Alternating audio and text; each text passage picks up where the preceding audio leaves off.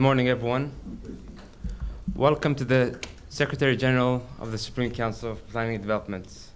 We're very happy to welcome you today to our KPPC lecture series. This is the first lecture series of the season and our 7th in the beginning of the initiation of the KPPC Center.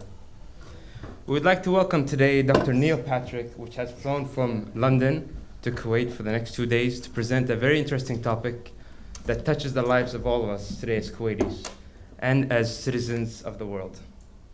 Today's issue is about labor market reform in the GCC. Allow me to introduce you Dr. Neil Patrick.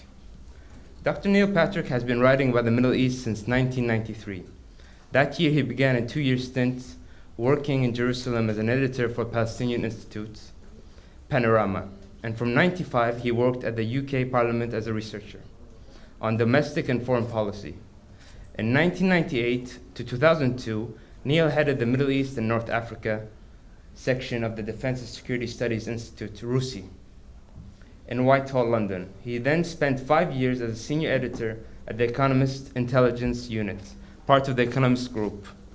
In 2006, Neil was awarded a PhD in International Relations from the LSE.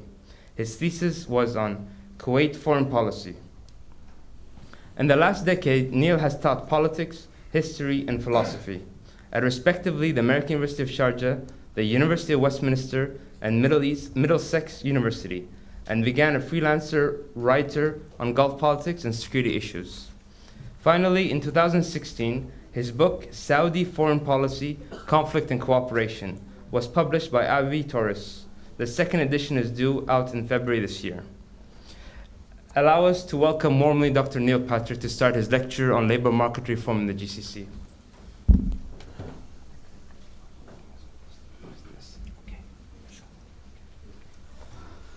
Sabah al-khair, kif halkum? Many thanks to all of you who I know have been waiting quite a while. I've been asked by 1 or 2 people to take the blame, so I take the blame. We'll blame it on international travel issues. I appreciate so many of you, so distinguished a group of people being here this morning, and as I say, waiting patiently for me. I hope that I do not disappoint. Having heard that incredible description from Faris, we have an old joke. I can hardly wait to hear myself talk. No, that joke didn't work. I would like to thank Dr. Mehdi and also obviously Faris and Fatima with the UNDP program for making this event possible, for inviting me here and facilitating my arrival and for giving me this platform to speak. So, without further ado, I will focus on the subject. And I will start by saying that, as you will know from Dr. Faris's reference to me, I have more of an international relations and political science focus, not least recently looking at Saudi Arabia, for quite a while actually.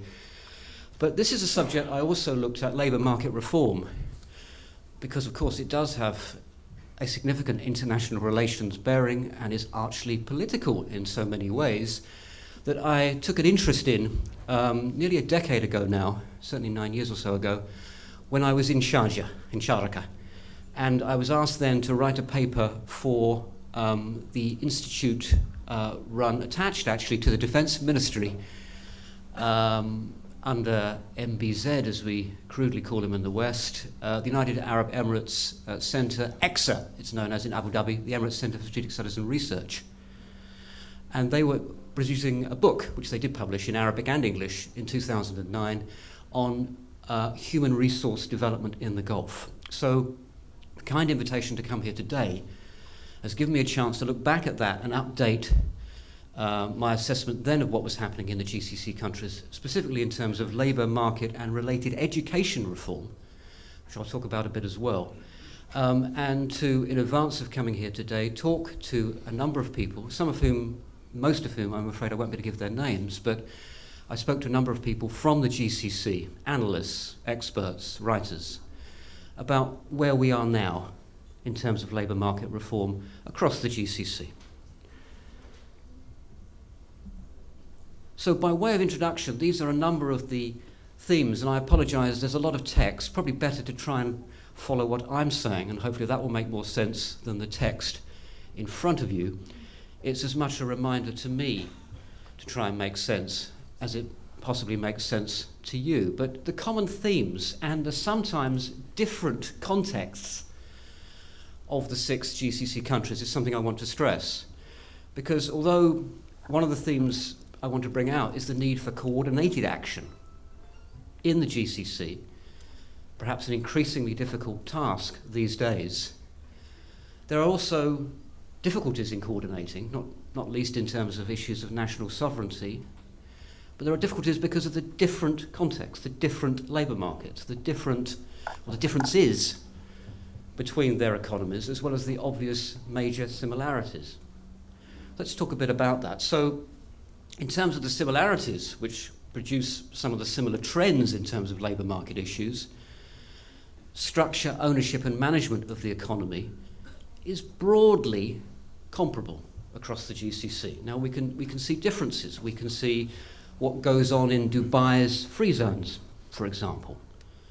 Relatively unregulated in terms of, I don't mean that it's lawless, but I mean light touch in terms of regulation, but also in terms of that contrast with what traditionally, for example, in Oman, has been a very statist-led development in terms of investment broadly, and a state-led project in terms of infrastructure, capacity building, and so on and so forth.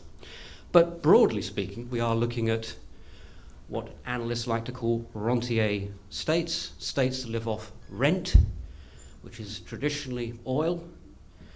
Like a landlord takes rent from the tenant, so the holder of the oil in the ground takes rent for the passing over of that oil. Apologies for those for whom, probably 99% of you, that is a very old and cliched concept, but it still holds true. And I want to talk also about new rent, because rent operates in many different societies, of course.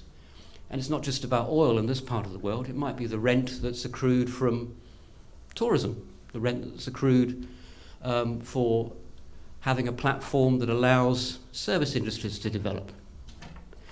But the differentiation, which I'll come on to when I get beyond my first slide, is perhaps in the issue of how much a country in the Gulf views either its hydrocarbons or its new services sector as a means to accrue money largely to the state or those close to the state, in order then to manage a patronage system, as opposed to how we think about, with apologies, a more dynamic economy where perhaps we have a productive and relatively independent base managing its own decisions, largely, not wholly, but largely independent from thinking about what's in the interests of the state. So we have broadly similar rentier states. We have broadly similar relations to the state, whether the state owns the major companies or whether members of the ruling family have a stake in those companies, or whether the traditional allies of ruling families own or run those companies. But we have also some big differences. Fatima was concerned whether I'd be able to speak for an hour when she saw only 11 slides, and I'm still on slide number 1, so don't worry, it might be an opposite problem. The contrast between quite a low GDP. Now, economists, of course, will question whether GDP, even so-called real GDP, is necessarily a good guide to the strength of an economy, putting aside, or notwithstanding some of the problems about GDP in terms of how much it reflects real activity below the line of what's measured, for example, and indeed pressures on resources and other factors. But GDP is what we traditionally have. Now, GDP per capita, per head of the population, is actually quite low in, for example, Bahrain and Oman, compared obviously to Qatar or the Emirates or indeed Kuwait. And indeed there's been a falling GDP per capita in Saudi Arabia, for example, since the early 1980s. Quite striking. Now, in the case of Qatar and the Emirates, perhaps that's manageable. I mean, it's a concern that there might be challenges in terms of pressure on fiscal revenues, for example. But ultimately, UAE, Qatar, arguably even Kuwait, can in effect continue, as long as the oil and gas is there, for example, to subsidise their nationals and absorb them in the public sector. They can. They shouldn't. There are risks attached, social as well as fiscal, but they probably can. But countries like Bahrain and Oman, which to some extent have tried to respond to these issues, obviously cannot. Saudi Arabia, 20 million plus national population, 40% drawdown on its foreign reserves in the last couple of years, plainly cannot either. So there again, similarities and differences in terms of the amount of pressure these countries may be feeling. So as I say, it might be old rent, oil in the ground, it might be new rent, accruing money from industries that have been assisted by some of that oil resource in order to provide new forms of income for the state or for the allies of the state. But however successful, and I mentioned the free zones in Dubai, after all, an emirate with limited hydrocarbon resources of its own, but obviously a relationship to Abu Dhabi, even that so-called post-oil rent that Dubai is engaged in has a relationship to hydrocarbons, at least originally. It also is what puts it on the map, in a sense. It's part of the reason why people are interested in Dubai. But there also are issues of social challenges. I mean, it was said to me by a Bahraini, whose name I can't give, expert on the labour market, who's a consultant, that it's not just an issue of economic and fiscal pressures in his country and across the Gulf, but it's about social pressure. And I raised the controversial issue, of course, of Shia, so-called Shia and Sunni divides in Bahrain. Some people argue that part of the Shia alienation in Bahrain, still on slide 1, is about sectarian exploitation, as it were, about economic disadvantage. But of course, economic disadvantage can be felt quite widely. There are a number of Sunnis in Bahrain who are not doing so well. His point was that about the social challenges might be partly sectarian in Bahrain, but there are also, more broadly, these concepts of anomie or alienation. If you have a job, maybe in the public sector with a good pension, job for life traditionally, maybe not so much in some of the poorer Gulf countries these days, you might be bored out of your mind. You might actually, under labour market reforms, the quota system that traditionally has prevailed, at least for the last 20 years, including in Kuwait, fixed percentages in certain sectors, you might only actually exist in some cases in a bank or insurance company on paper. You might not feel any pressure to actually be there. Or if you are in the public sector, you might not necessarily have the position you hold on merit. Sometimes, of course, you will. There are very many able people in the civil services across the Gulf. But he was saying, if the jobs market, public and private, does not reflect ability, is not an open market, then we have issues of capacity not being properly developed, capability not being properly rewarded, and alienation, which could be a political problem, being felt. Compound that with the economic squeeze, which has been going on in many ways across the Gulf over, as I say, more than 3 decades, with some notable exceptions like in Qatar, for example, then you have a concern. I also mentioned here, just at the bottom, the issue of expensively advised, often partial solutions. One of the people I spoke to in Kuwait was Khalid Al-Tara of Al-Qabas. And he made this point about the advice that's happening in Kuwait under the 2030 program. It's certainly something that could be said about Saudi Arabia, the new, or the Saudi vision, I should say, 2030, of Mohammed bin Salman. Highly expensive. McKinsey advisors apparently still there, offering advice. I don't know if I'm sure you have looked at it. Did you see anything new in the Saudi vision? I didn't. I also saw an enormous amount of state dependence in terms of how how the efforts to energise the private sector were going to be mobilised by the state, drawing on an awful lot of private sector, apparently private sector, money. You have the issue of how we define private in many Gulf economies as well. So McKinsey says something that consultants have been charging yourselves, if I may say so, and around the Gulf for 2 decades. Nothing new, frankly. I think many of us know what the answers are. You don't need me to tell you. You certainly don't need McKinsey, but there you are. So, moving on to the second slide. Sigh of relief. So what is the problem? Is there a labour market problem? And I suggested, for example, that in the wealthier per capita Gulf states, they could carry on. A former education minister said to me when I wrote that chapter 9 years ago that I mentioned, we're okay. All we need to do is train Emiratis to be at higher management level in the private as well as the public sector. That's all we need to do.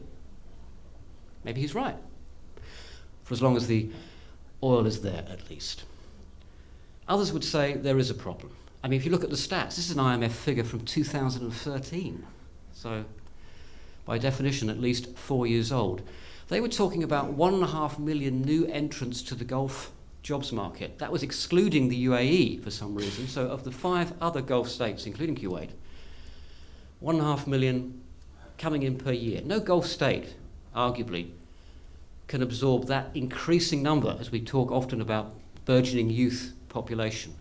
Nor, I think, actually wants to. There is a sense across the Gulf that the leaders, or those close to them, understand there's a problem. They may not fully grasp the scale of the problem, let alone what has to be done exactly to resolve it. I'm sure you do.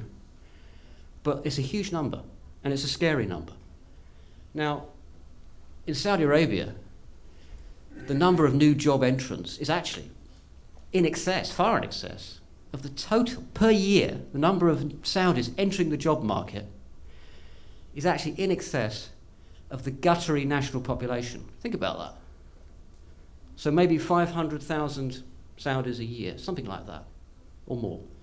And a Qatari national population of what, 300,000? So you get a sense of the different challenges that apply across the Gulf, and a sense of perhaps why the Qataris, even under a blockade, I say even, that is quite a challenge, can feel less pressure. Not saying they shouldn't have pressure, I'm not saying they shouldn't address these issues, but it's a different issue of scale.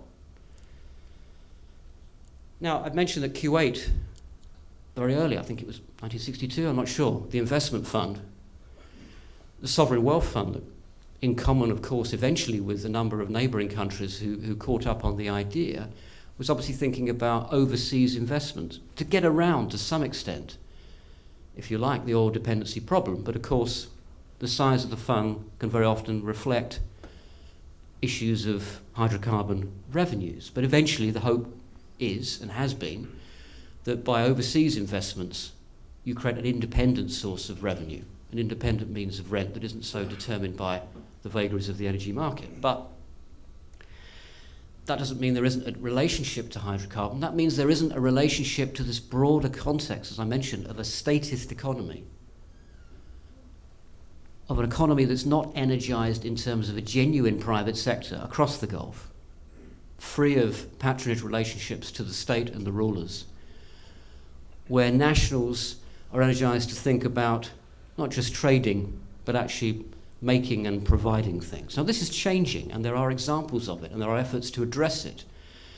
But from talking to Khaliji nationals, as I mentioned in the last few weeks, there's also a strong sense of not a lot having changed as well, if I may say so, despite all the efforts and all the discussion. And that patron-client relationship, again, forgive the jargon, but the idea of a provider and a recipient. I mean, it's there in the British welfare state, of course. The social contract is a term that's often used by Western analysts, at least, to talk about the nature of the system in the GCC countries. And they think about a patron, essentially a ruler, and their absorption of state power, and a client beneath them, a dependent. Now that could be a dependent who's an ally, an associate, a merchant, given a contract, for example, therefore a dependency relationship. That can be a common feature in many economies across the world. The British welfare state is a kind of version of that. There is obviously a welfare state in Kuwait, a very expensive one, and there is across the Gulf to a greater or lesser extent. But perhaps the difference, and I'm not here to, and I want to mention this if I get time at the end, I'm not here to trumpet Britain, because Britain has a labour market problem, and I'll get onto that, hopefully if I have time. If I don't, maybe in questions. Because it's perhaps irritating for people to come here from the West and lecture you about the problems in your country, right? As if you don't know that there are challenges and issues to be faced, as if you don't feel them, perhaps on a daily basis. So in Britain, there's a labour market problem. And I'll come on to that in more detail. We have a welfare state that is arguably difficult to maintain. It's certainly been reduced to some extent, and we have a politics that's increasingly driven by popular concerns about immigration. Some of that sound familiar? I suspect it does. So we don't necessarily have all the answers or perfect arrangements. But the social contract as understood here is arguably about quiescence, accommodation to the political system, and I'm talking here as in the Gulf, in exchange for provision of welfare and comfort, reliable jobs, pensions, and so on and so forth. All over the world, these certainties are no longer there. In Britain, at least, there traditionally has been some respect for the idea of not being quiescent, of having a political voice to question what goes on in terms of economic management. That political voice is getting weaker and arguably less understood by the mass of people. That's a problem when you've got economic challenges as well. In the Gulf, if the contract was traditionally about give me a job and I'll keep quiet, now I'm being really quite crude in my description, right? If that was the traditional understanding, then moving to a situation where the state is saying, maybe we can't guarantee you a job.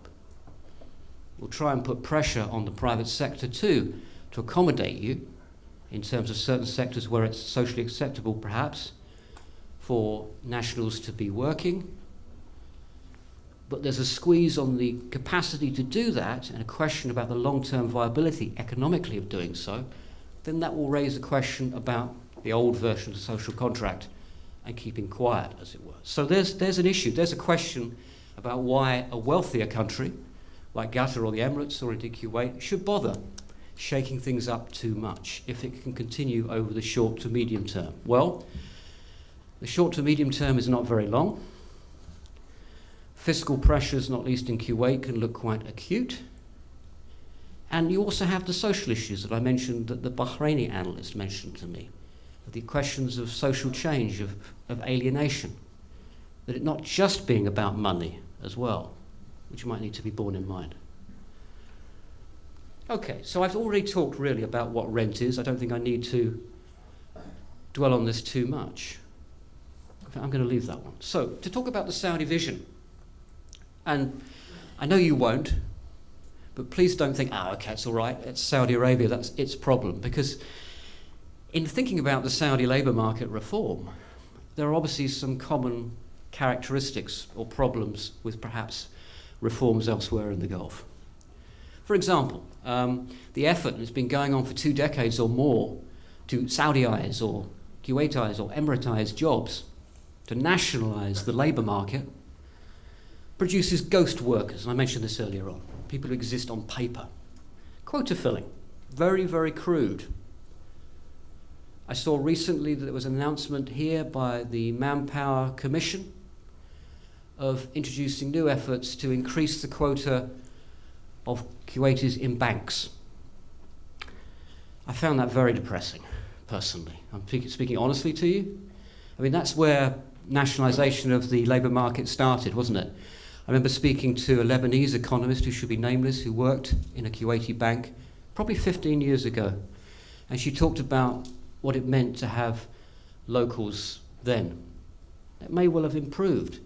She noted there's some very able people, but she also was talking about the whole problem, the whole syndrome. This has been criticised in the West as well, of saying you must have a certain number of one gender, a certain number of a particular background. You're not necessarily promoting on the basis of merit. And she was hugely frustrated by this, and she talked about the number of locals then. Some were turning up very conscientiously and doing good work, but there's a number of other people who were just ghosts, who just existed on paper, and they had to pay them. So it was a kind of punishment, a kind of tax for having foreigners. A tax which, of course, is a revenue which the state rather likes as well. There's another thing to think about when we talk about the pressure and the practice, to some extent, of charging companies increasing amounts of money for foreign visas. Is it a well thought out way of promoting reform in the labour market, or just simply another way of making money by the state? An understandable reticence, I think, to give that a positive assessment sometimes. So in the Saudi case, we've had this tradition, and we also have big ticket projects, and we see it again with NEOM. So under King Abdallah, we had these huge economic cities. Some were built, some weren't. It was a bit like Dubai in a way, Dubai with more success. You know, you have a massive project, very often a lot of state money involved, but you try and draw in some private money too.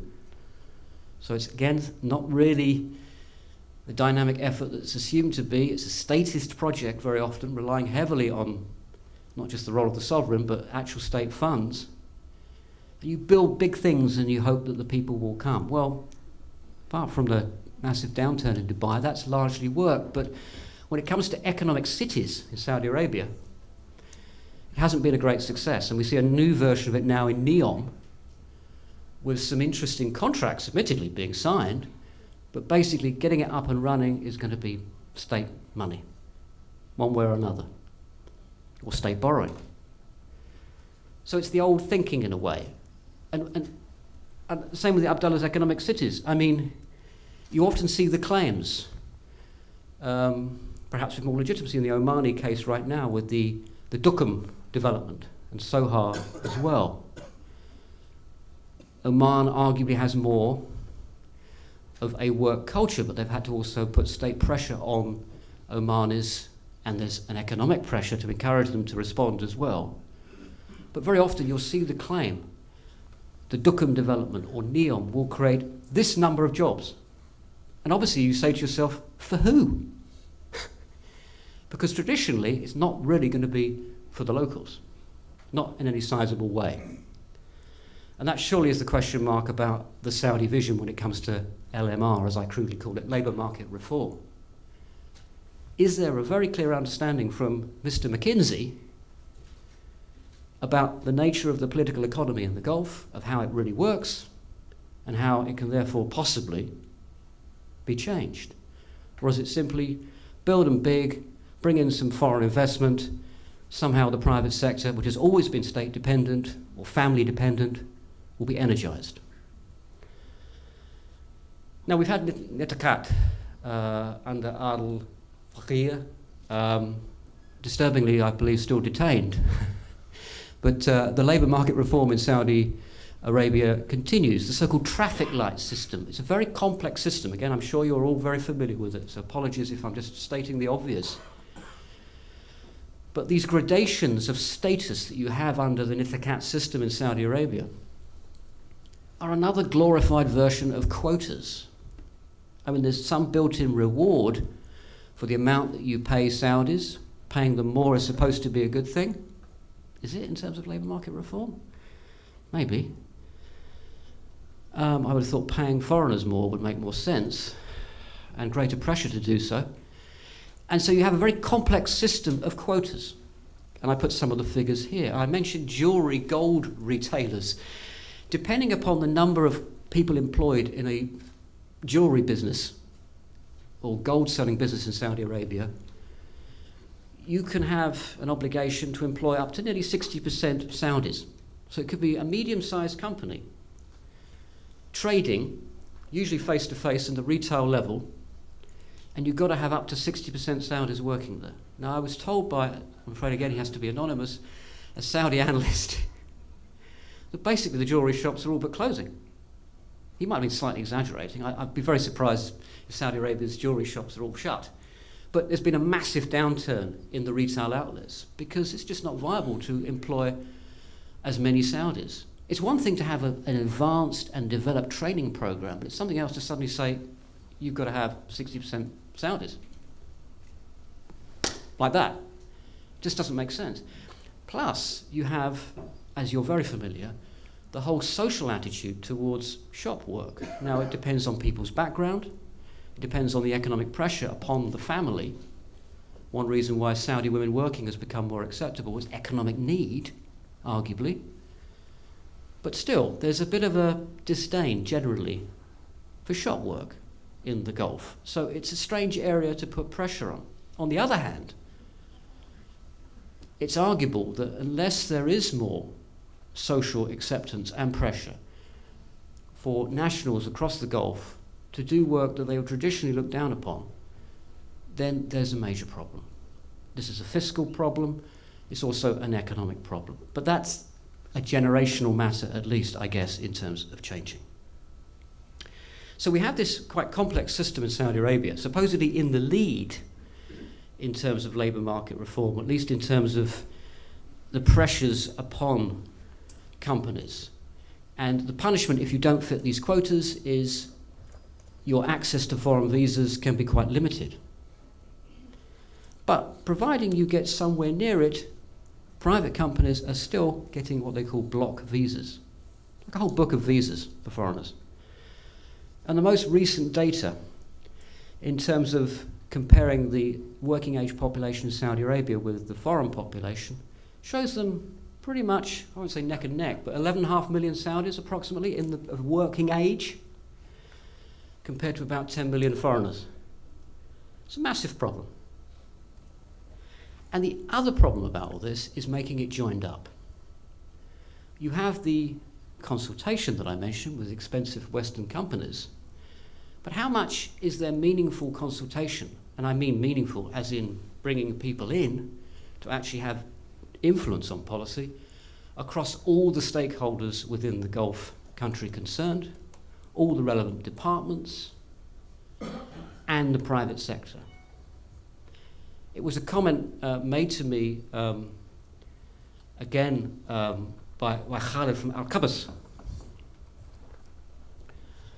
that it's one thing for the Kuwaiti Chamber of Commerce, like other chambers of commerce, to make their statements about what the private sector needs in terms of what they're looking for from local workers. It's another thing to actually directly involve their criticism. So there might be quota filling, as I mentioned in Saudi Arabia, but how much is there a response? Because there's very often, of course, private sector resistance to anything that puts pressure on them to do something they may not want to do. So you'd expect a degree of resistance to that. And indeed a complaint about having to effectively pay a tax to bring in foreigners. But when private companies say exactly what they're looking for and why they might prefer a foreigner, how much is that actually influencing the strategy and the application? That's the issue. And I mentioned the Saudi system gives a reward to good salaries, of course to make the private sector more attractive to Saudis. And this is built into efforts elsewhere in the Gulf. But surely what needs to be done is to make foreign workers, especially in the sectors where it's realistic to expect locals to work, to make them far, far more expensive. As was said to me by Ali Musa, former planning minister in Kuwait, making sure that it's the companies that pay. That's the thing.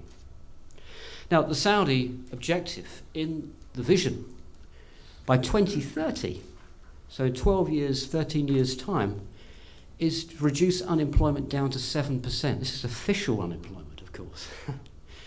Officially, unemployment is currently 11.7%, nearly 12%. Officially. There's obviously a massive problem, again, as another Saudi analyst said to me off the record. You all know it, about data collection. There's a political problem about being honest about how high unemployment is. I remember in Britain, most people understood that real unemployment was at least 4 million in the 1980s. The official figures kept being massaged down because it's a political problem about, they knew what the real figures were. They had the sophistication in terms of data collection, but they had different ways of measuring unemployment, which kept on changing.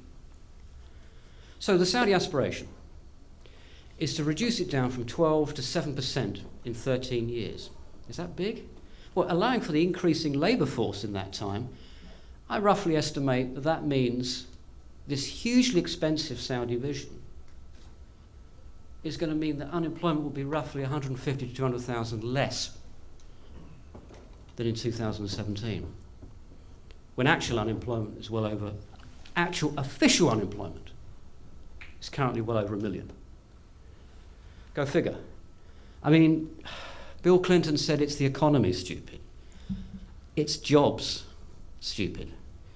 And if jobs are not sustainable in the old way in terms of state provision, and if state provision jobs is socially difficult as well as fiscally problematic, they've got to genuinely come from an energised private sector. That same Saudi who's off the record, unsurprisingly, said to me that when he met MBS, this was a little while ago, but he was already Deputy Crown Prince at that point, he asked him about the issue of labour, and MBS apparently said to him, our foreign workforce are our competitive or our comparative advantage. Now the Saudi vision, when you look at it, doesn't seem to quite reflect that. It seems to want to energise the private sector and make sure Saudis increasingly are working in many different fields. So maybe he's changed his view, or maybe frankly he just doesn't get it. And he may not be the only one across the region. So training, is training an answer? If there's a problem from the private sector in terms of the quality, they say, forgive me, but this is what I'm told, they say the quality of some local workers. Somebody from the Public Authority for the Advancement of Economic and Training, PAAET in Kuwait, I won't give his name, although I do quote him in my chapter, 9 years ago, no longer works there, perhaps this is the reason, said, this is horrible, okay? But he was an official. He said Kuwaiti workers are lousy. Lousy. That's quite nasty, right? If I said that about British workers, they'd probably hit me. Now, I don't think he meant every Kuwaiti worker. I'm sure he wasn't talking about the quality of the people I see at this institution. But he was generalising, and he was trying to reflect the attitude of a lot of private employers who are only interested in making money, right? And he was also trying to reflect the attitude of private employers. Maybe those private employers are prejudiced. Maybe. So, if he was a bit right, at least, there's plenty of lousy British workers as well, which is one of the reasons why people will prefer sometimes a Polish plumber, coming back to the issues of the labour market reform in Britain and Brexit. If there's a lousiness issue amongst workers in different parts of the world, do they need better training? In Britain, in the old days, and this became very out of fashion when the state used to do a lot more, there was very advanced, before the wonderful Thatcherite revolution, which MBS is a great admirer of. Thatcherism without a human face, I think you might say, to adjust the old phrase. In the old days, pre-Margaret Thatcher, the state used to do an awful lot to force private companies and on its own part to give meaningful apprenticeships, meaningful training on the job, but not just you're now going to build a tower when you've got no previous experience, as sometimes happens in this part of the world, but proper training at a decent wage. The apprenticeship scheme in Britain now is often coerced. In other words, you don't take what's offered and you lose your welfare benefit. Imagine trying to do that completely in Kuwait. Cut you off from any state support. It's called apprenticeship, but very often it's simply cheap labour. In the old days, it used to be more meaningful to make sure that British workers had the appropriate skills. In the current environment, some of them don't have the appropriate skills.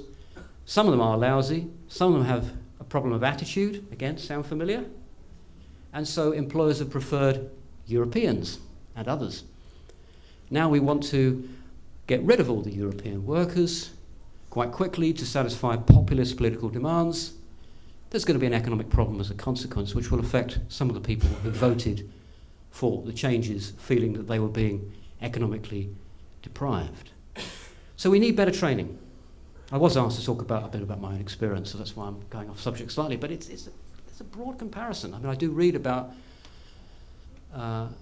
Ms. Hashemi, the MP, and her criticism about immigration in this country. And some of that language sounds very, very familiar to Britain, I have to say. And it misses the point about what you need. If you want to replace foreigners, you've got to make sure that the locals in any part of the world are adequately trained to do the job. Now, we've had tamkeen for a decade in Bahrain, taxing in a way companies who bring in foreign workers, it charges on visas, quite sizable charges happening in Saudi Arabia now, by the way, people leaving reportedly as a consequence. Every foreigner is currently paying, I'm told, I mean, including a baby, as it were, the parents on their behalf, 300 riyals per head per month, with a plan to go up to 600 riyals in the next 3 years. I was quite surprised just how high that is. So there's a pressure, but it's a blunt weapon if it's not accompanied by clear thinking about how you train nationals, how you change attitudes, and as the Bahraini analyst I mentioned earlier said to me, where do the jobs come from? You can train, you can tax, you can urge, you can issue videos about patriotic duty and new visions, but where are the jobs? If the local companies and the private companies aren't interested in operating in your country, using your workforce, foreign or local, because they don't regard it as dynamic enough or appropriate enough or socially or culturally acceptable enough, then these jobs won't be created to train people for in the first place.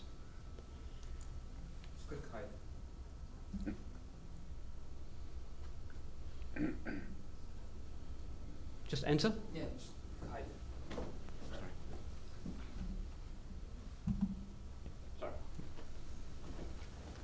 So we've had tamkeen.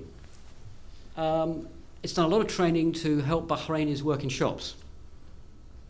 Bahrainis should work in shops. A lot of Bahrainis don't want to work in shops. It's also apparently, as part of this broader reform, put pressure in Bahrain, which of course does have enormous fiscal problems, to be fair, and is highly reliant upon its great protector next door, with whom it essentially shares its meaningful hydrocarbon resources under a kind of benevolent deal many of us are familiar with. There's been massive fallout in the Bahraini construction sector, and he was almost apoplectic to me. He said, Bahrainis are not going to go on building sites. Maybe they should, but it ain't going to happen like that. Maybe in some of those poorer Shia villages, that's exactly what they should be doing. But you don't issue an edict, and yay, it happens. Saudi Arabia set up the TVTCs, the training, vocation and technical colleges, in the late 80s. So we've had 3 decades. Saudi Arabia originally was way ahead of the pack. Vocational colleges, what? The trouble is they've settled into this almost inert pattern. There was a big budgeted boost in late period King Abdullah. I'm not sure how much of that money really got dispersed. But periodically they've been funded quite well. As I say, they were way ahead of the pack. They've been emulated by other Gulf states to a greater or lesser extent.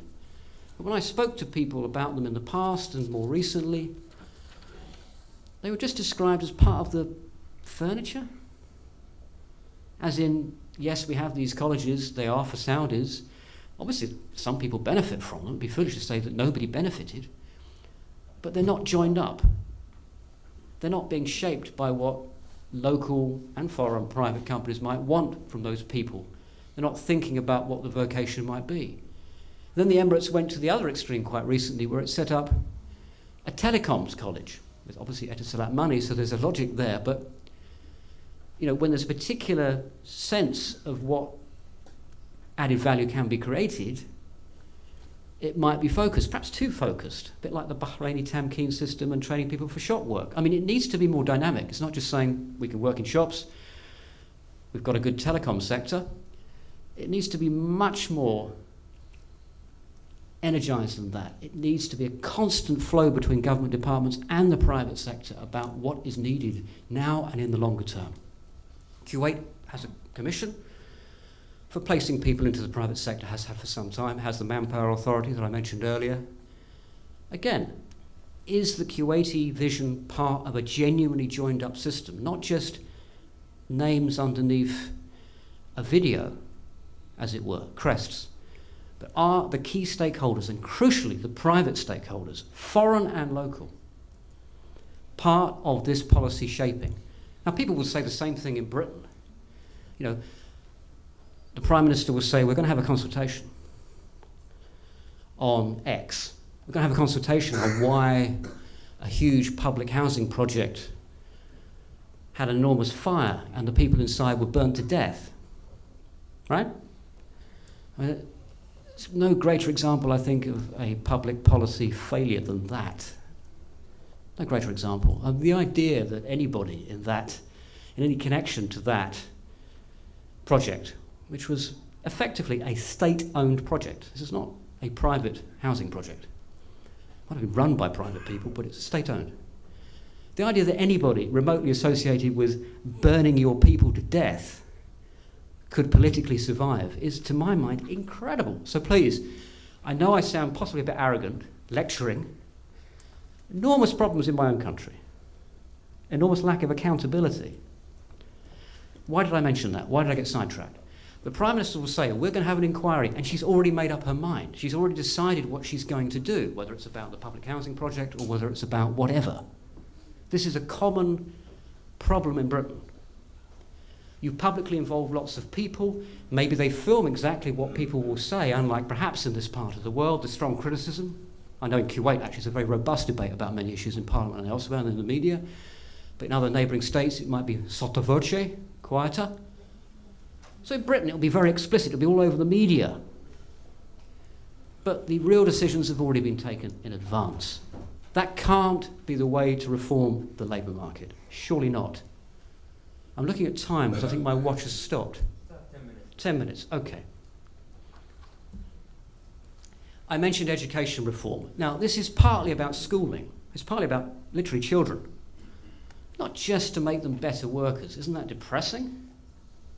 But at the same time, there's got to be something different to just educating children, especially young adults, in the areas that they might think are interesting. If it's largely humanities, if it's essentially social sciences, and boil down even further when it comes to universities, if it's basically religious education, especially in Saudi Arabia, or broadly related, not just Sharia studies, but broadly related Islamic studies.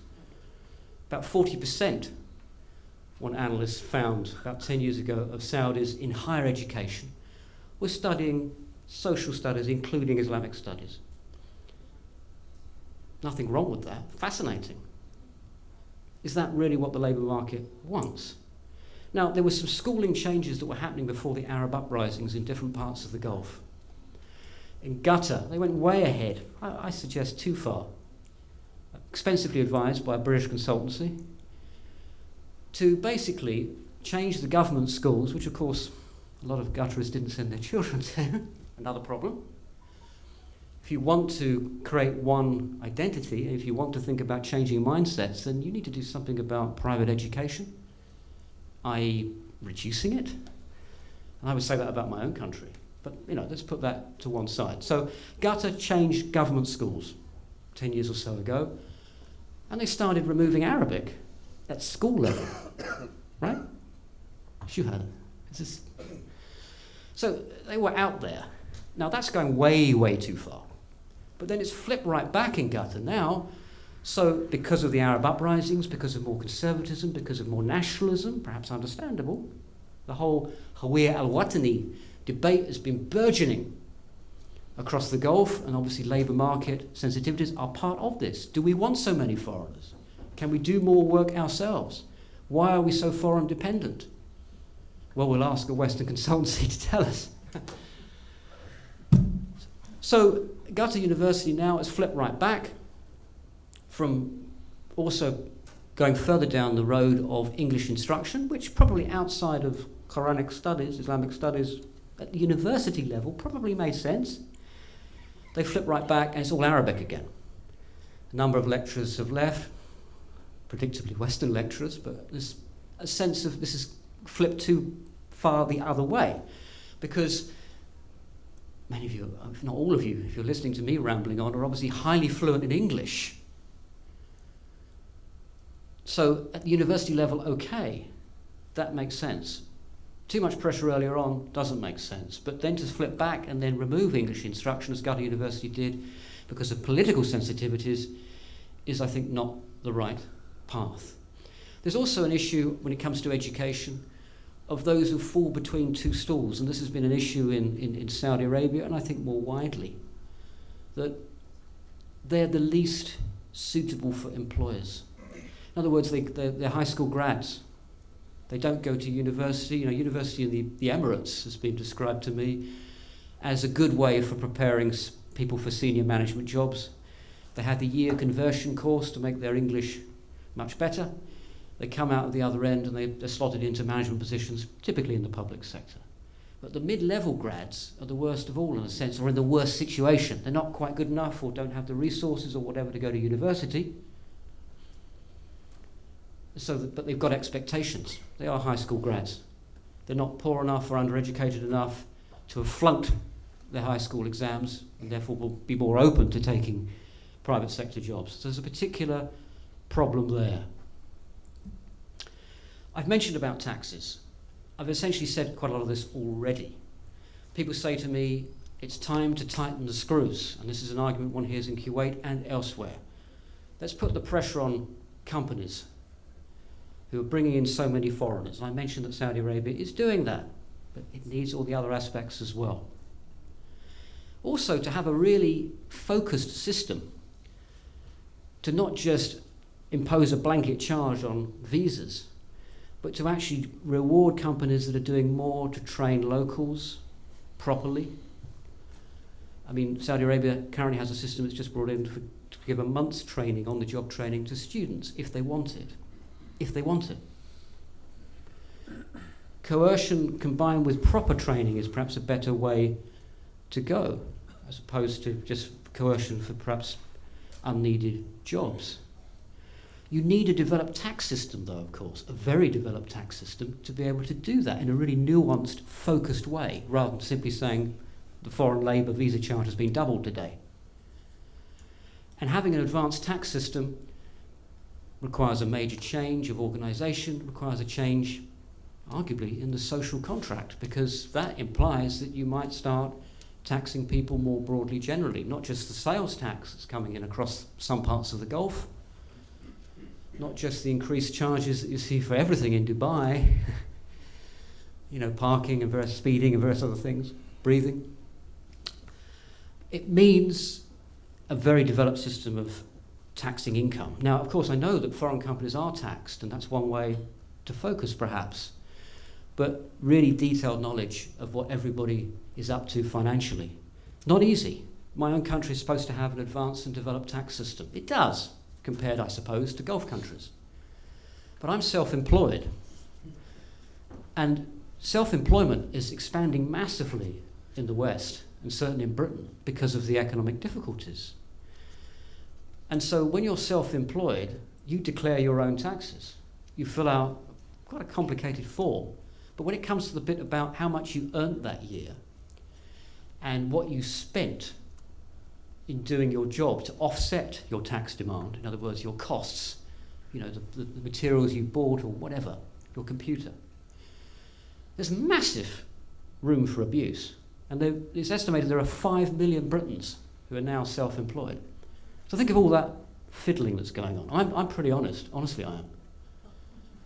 For fear that at some point somebody's going to come and say, prove that you spent £2,000 on that computer, or whatever it was.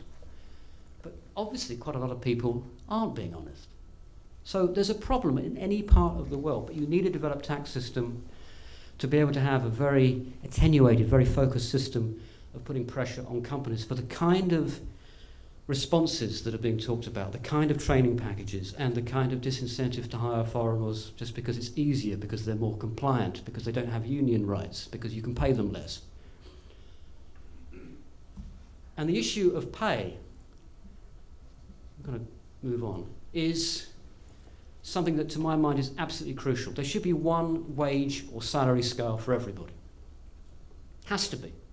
That's also about changing social attitudes. There has to be one minimum wage, not just for nationals. While you want to incentivise locals to get into certain areas of work, not just the cushy positions perhaps, it's difficult if you're still making it quite cheap to hire foreigners. So the minimum wage has to apply to everybody. And in some areas it has to be quite high for everybody, but not so high that you end up preventing the people you actually want from abroad because of issues of quantity, because of issues of sufficient skilling locally. Once again, in Britain, my own country, there's the assumption that basically half the net immigration flow, and it's only half, coming from the rest of the European Union. Everybody forgets about the foreign workers that come from other parts of the world. The assumption is they're going to be massively reduced, or those that are still in Britain may be able to stay if they feel like it.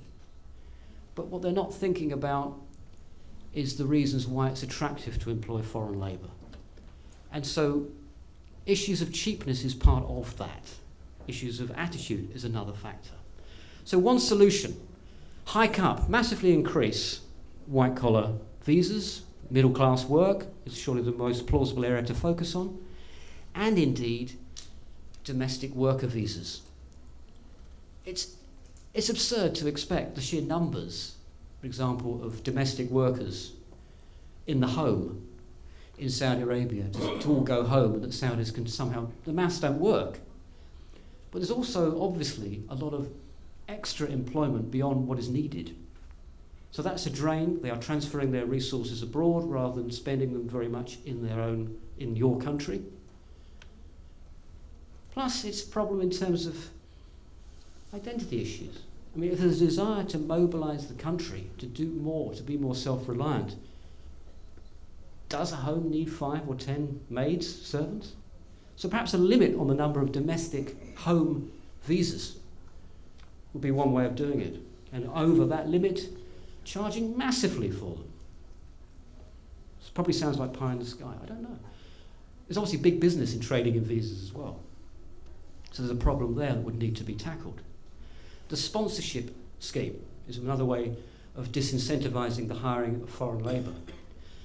Gutterers have started to change the system, but they still have sponsors. It just makes it theoretically easier for a foreigner in Qatar to shift from one sponsor to another. How about scrapping the entire sponsorship scheme? I mean, you need some kind of accountability, so maybe it's only the Labour Ministry that is the sponsor. That no private individual, unless it's perhaps 2 people in your own home, can be a sponsor. So if you bring in a foreign worker, you've got to pay a lot more for their visa. They can leave you just like that and work for somebody else under properly protected conditions. And you're training your own workers meaningfully in partnership with the private sector in terms of what's actually needed. Then perhaps there might start to be a joined-up solution. But it also needs to be across the GCC. Just as employers in my country had been looking to Poland or Romania for their labour because they found it more cheaper, more suitable. So you have the issue here. A tight reform of the labour market in one Gulf country means that companies will look to neighbouring Gulf countries. When you have Saudis working in Dubai, for example, with free zones, etc. So you would have that competition between Gulf countries, unless there's a single market, to use that phrase we use in Europe, involving a single market for labour as well as capital, because companies aren't loyal. They'll go to wherever it's cheaper or more productive to operate. It needs to be a Gulf-wide system, but somehow flexible to reflect the differences of expectation and differences of economic practice between the different countries. And so I am way up against time, possibly over time. I think I've more or less said this really, that it needs to be a profound across-the-board joined-up approach with all stakeholders. It needs to be an intra-GCC approach. You have big neighbours, Iraq and Iran, pressuring with the assistance of investment, at least in Iraq, will eventually come in Iran, to increase their oil capacity. They'll be making demands, they already are within OPEC, to be able to produce more, as far as that's concomitant with maintaining oil prices. That will be an issue in the future. These are countries that also are rentier states, but they have quite a developed private sector with a state relationship, but quite a developed one. They have quite a developed, especially in Iran, working class. These are countries that could be more and more attractive as time goes on. I mean, it's a little matter of the regime in Iran, of course, but there are things to bear in mind if you're thinking beyond the short to medium term. And ultimately, this change in economic management that's required, and economic thinking that's required, and joined up thinking, will put more pressure on your own nationals to be more responsible for themselves, whether it's relying on foreigners at home less, entering the private sector with perhaps less protection. And that will, of course, in turn put pressure on the social contract, which is one of the reasons why some countries in the GCC are avoiding these challenges. But it's something that might need to be faced. Thank you very much. Thank you, Dr. Neil, for a very interesting perspective on labor market reform. Touched upon a lot of intriguing issues that I'm sure a lot of people have questions about and would like to raise. So would like to shift right now to the question and answers section. Please, if you have any questions, mention your name and your entity, and we'll go ahead and take questions right now. Good afternoon, and thank you for a very interesting talk. You covered so many issues that I can just take a few of them. Like you said, we need two different points in which we need to tackle labor reform. One of it is early intervention, like you said, education. And here we need to see how we can coordinate between the needs of the labor market and how we can enter as early as the school, not the university.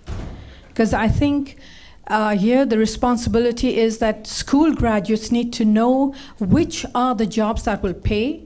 They need to know where they should enter the university. We cannot take them like we do now in manpower restructuring, take university graduates and retrain them. We need to start earlier than that.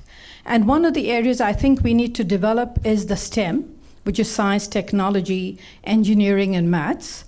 And again, change the view we have of vocational training. We have colleges of vocational training, but we tend to see it as less. That's for the people with lower IQs. How do we change that? And you said a very important opening statement is that politics has a lot to do with the economy. How do we separate that? We have a problem with that in that just to raise the retirement age, it took us 10 years to increase the retainment of the manpower for 5 years. How do we delay the exit and improve the entry points and have no political interference? Because what's happening is that many of the MPs, to get more votes, will do things that are detrimental to the state revenues. We have more people leaving than what's going into the pension scheme. I won't ask more. I'll leave chance for someone else, but thank you. Thank you. Next question, please. We'll take two more, and then we'll allow Dr. Neil to answer the questions. Gentleman far behind. Thank you very much. My name is Sulaiman Al-Qudsi from the Kuwait Institute for Scientific Research. I found many interesting things in what you said, but what I was looking to see is the relationship between economic growth and the status of the labor market in the GCC and the coordinated efforts of the governments in that issue. If we go back some 60, 70 years in history, the labor market started with the onset of a growth that was that happened because of harvesting the oil. Nowadays, we need a new engine of growth. With the advancements in artificial intelligence, automation, and the like, and the robotics, the world is looking at a new engine of growth that we in the GCC could possibly tap and prepare. Or we don't have time really for 10 or more years to educate the kids about. We really have to upskill and reskill perhaps the labor force in that direction. Total factor productivity in the GCC is practically negative or close to zero, with the exception of perhaps Kuwait in the private sector, something like 15 to 17%, according to the IMF. So these are issues. How do we blend the growth with the labor market, the engine of growth in the labor market, and have a prospective, futuristic, forward-looking rather than backward-looking, as the education system in the GCC, perhaps the Arab world, is recycling knowledge rather than looking at future fountains of knowledge. Thank you very much. Thank you. We'll take one more question, please. Gentleman in front row. Well, thank you very much, Neil, for a very interesting and comprehensive presentation. My name is Dr. Sameh Al-Saharti. I'm the Program Manager for Human Development at the World Bank, based here in Kuwait. First, I just want to echo the last comment of my colleague regarding, the proliferation of artificial intelligence, robotics, the fourth industrial revolution, and even the bundling of manufacturing and services. These will change the job market for quite some time, and we need to be prepared for it. And my question to you, there is this paradox of heavy investment in education in the GCC countries as percent of GDP. It's mostly on building schools and teachers' salaries with, I would say, relatively poor outcomes relative to their incomes in terms of the countries. With high participation of female in the education system, yet very low participation in the labor market. So these investments that the countries are making are not fully utilized in terms of productivity and contribution to the economy of the GCC countries. Thank you. Thank you. Dr. Neil, if you could answer the first three questions. We'll take another set. Thank you very much. They are excellent questions or arguments and food for thought. There's a common theme, I think, between all three of them, unsurprisingly, and one of them is about education in the broadest sense. And understanding that obviously schools, especially at a young age, shouldn't just be, if you like, factories for workers, which was one of the accusations that was made in the industrializing West, although the motivation for mass education precisely came out of industrialization. Indeed, arguably, the political changes that went with that came out of that too. So these things are very often economically driven in terms of changing social practice, changing political rights. And that is one of my concerns, in a way, to go slightly off your questions, that if you take this to the limit in terms of what's actually needed to respond to the technological challenges, to respond to the educational deficit, the attitudinal problem that's needing to change the attitude towards women working in practice, to change the attitude in terms of what nationals will and won't do, there will be an accompanying political aspect to that, as there was, it seems to me, in the West, unless it can continue to cleverly perhaps be managed on a kind of rentier basis with massive state provision and assistance. And of course there's a contradiction in that approach. So education that isn't, as I say, just for factory fodder, but is much more dynamic, isn't just about this amount of money that's spent on wages and salaries, as I think was said, and buildings, is about content. Now, content change has been happening across the region to a greater or lesser extent in the last decade or so, and longer.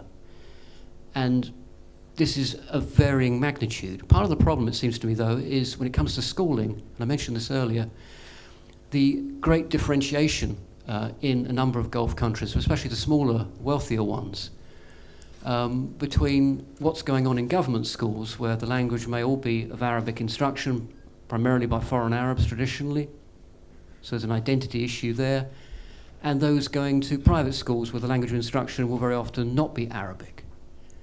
But the common denominator might be a lack of aptitude for work, although having English, depending on the kind of high-tech skills we're talking about, could of course be an asset. And I come back to my earlier point about the role of English language tuition.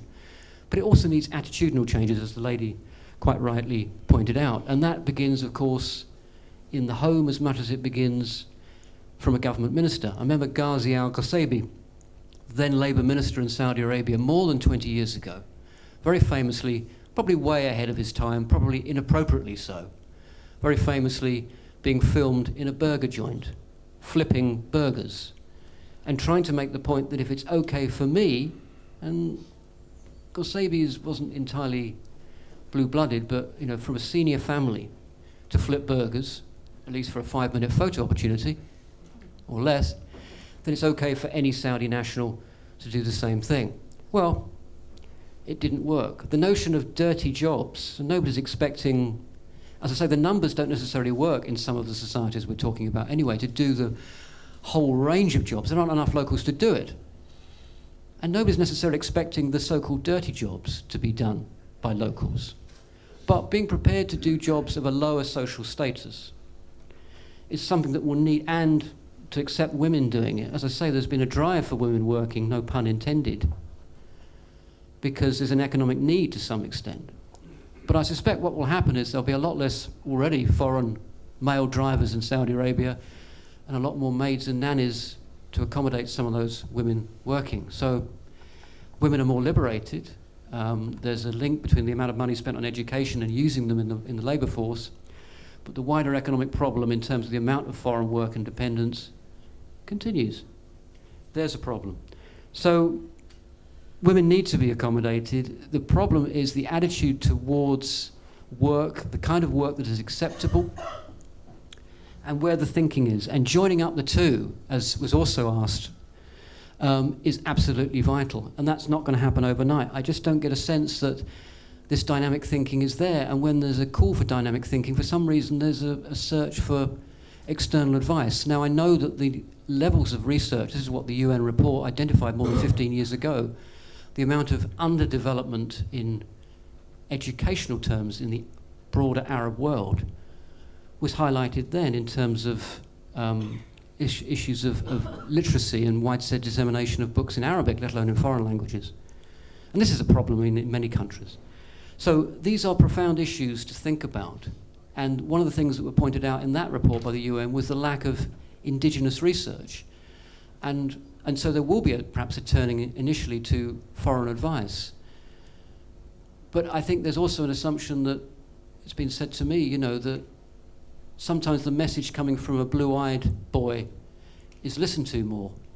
But also, I'm not being paid, but some of those blue-eyed boys are paid rather a lot, and they're just, forgive my language, stating the bleeding obvious.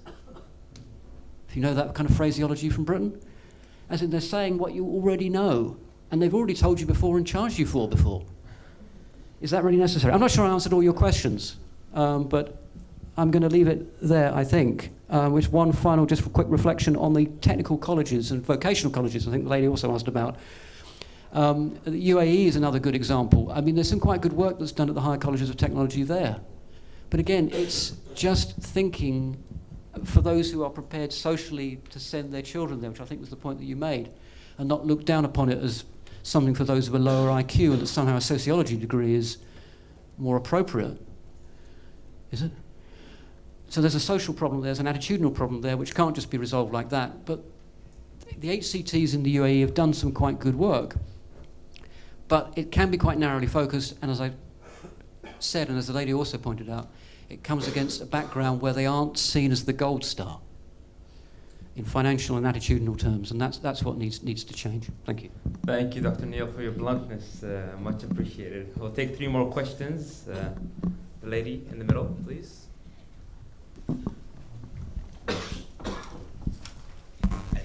Hi, my name is Najwa Al-Bashir from the Capital Market Authority. Thank you for your presentation. I just wanted to highlight that there's a lot of misconception regarding the Kuwaiti labor. And one should highlight the talents that there is within the Kuwaiti workers and how business savvy they are, given the fact that they have been very successful in their private business. And I think a lot of the issues lie in the structure of the corporate companies, the private corporate companies, where the lack of trust in Kuwaiti talents and the salary discrepancy between foreign managers and Kuwaiti talents and Kuwaiti young employees. In the end of the day, one wants to grow within the company that they're in, wants to be recognized, and wants to be compensated. And if a Kuwaiti employee doesn't see that and sees that while having his own private business and getting rewarded and being successful and recognized is better than being in a company where his career is being stagnated due to these misconceptions.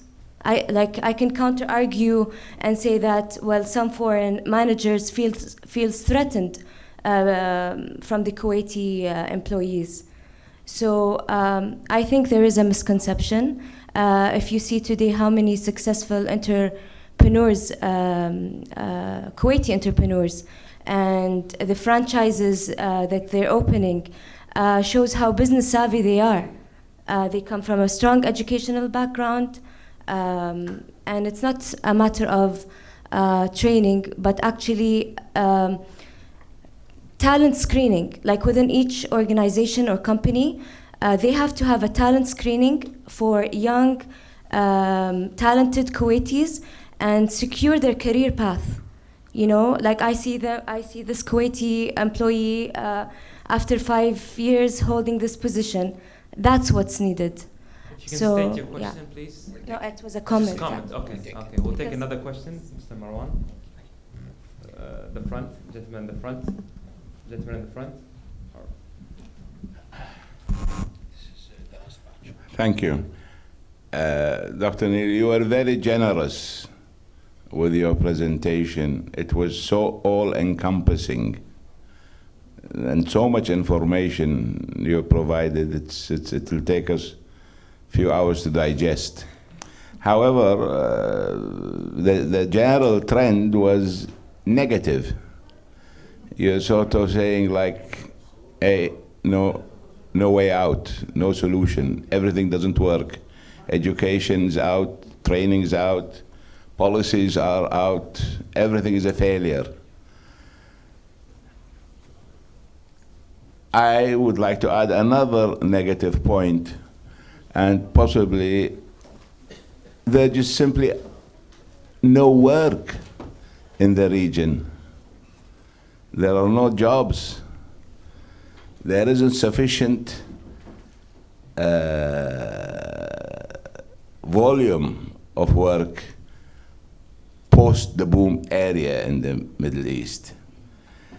That is why possibly it is not a solution for entrepreneurs. We are going in a phase where the famous cliche, too many chiefs, no Indians.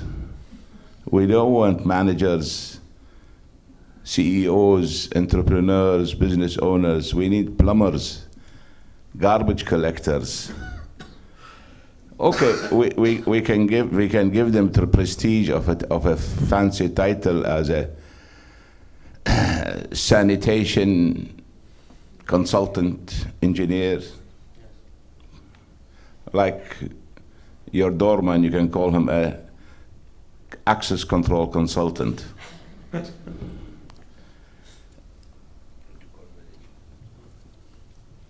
by concentrating on the middle and lower vocational and technical jobs is the only solution, but it means inflation. It means costs are going to rise, just as it costs you to live in Switzerland. You will have to bear the same costs to be able to achieve semi-full employment. Thank you. Thank you so much, Marwan, for your insights and question. We'll take the last question from Jared, far corner, please. So I'm just, I wanted to speak a little bit from our experience, first of all, to defend management consultants. I work with Berkeley Research Group, and we're here as representatives from KPPC, the foreign investment. I think one of the things, and one of the avenues towards labor market reform is letting in foreign competition. Our experience has been interesting in that the value proposition is that there's a lot of untapped Kuwaiti talent that is underemployed that we can then set up a base of operations in Kuwait and serve the region and even beyond then with a base of top talent that was underutilized. The difficulties we faced in establishing a base, first of all, was, and I know there's representatives of KPPC here, but the homework wasn't quite done so that it was simple to set up. So we almost went out of business getting set up because it took a year and a half to do it. That was one thing. Second, the difficulty towards building a base was that the sort of, even in the private sector here, the divvying up of services is on a split the pie basis rather than on a merit basis. And then secondly, so we've started taking projects outside of Kuwait, but one of the biggest barriers, even with the top talent that's in Kuwait, is the sort of norms set by the public sector. So when you have working hours or family social expectations, that makes it very hard to work a longer day that would make businesses profitable. So I guess, the question, our experiment is ongoing and it's successful so far, but from the way we see it, how do you then bring about, I know a lot of people say that the right way to sort of stimulate the private sector here is to bring in foreign competition, but when you have such a distorted market and a split the pie mentality and norms set by the public sector, how do you break that chicken and egg cycle? Thank you very much indeed. Again, some fascinating questions. From Najla, I think it was, from the Capital Markets Authority. Thank you for that. And I think that was also a very useful, what the lady said, what Najla said, was a useful corrective in a way to maybe the impression I might have created of unlimited negativity. Because obviously there are entrepreneurs in the Gulf, including in Kuwait, and there are able individuals who may well feel frustrated that their talents aren't being recognized. It would seem a harsh medicine to be driven to set up your own business, perhaps, because you're not being recognized by that foreign manager as sufficiently well as you should.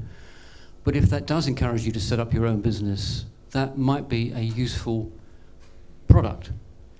The Saudis have just set up a massive fund, another one, state fund, of course, to promote the SME sector. Now, whilst soft loans are a great idea, they're there in the left-wing Labour Party's manifesto in Britain, the statist attitude is sometimes a problem. So to energise, without being too heavy-handed, the SME sector I think is very, very useful. I recognise the point about foreigners don't all come cheap. Some of those managers come rather expensively. That's also a problem as well. It seems to me that there's always going to be issues of practice that are never going to fit the rhetoric.